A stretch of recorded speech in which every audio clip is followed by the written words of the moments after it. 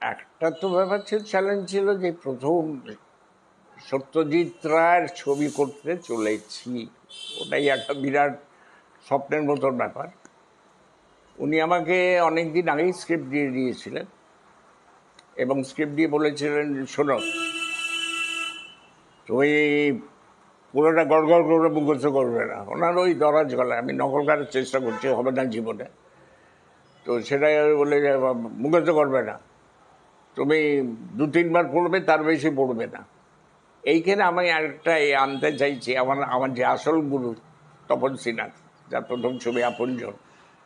তপনদার আবার অন্য ব্যাপার ছিল। উনি ছবির আগে আমাকে সমিত ভঞ্জ, শরৎ দত্ত, মৃণাল মুখার্জি, পার্থ মুখার্জি, যারা যারা আর্টিস্ট ছিলেন, উনি প্রচুর রিহার্সাল করাতেন বাড়িতে রেখে। ওই নিউ আলিপুরের বাড়িতে যেতাম, মানে আমরা প্রায় 1.5-2 মাস রিহার্সাল দিয়েছি ওনার বাড়িতেই। হ্যাঁ, তা হবে।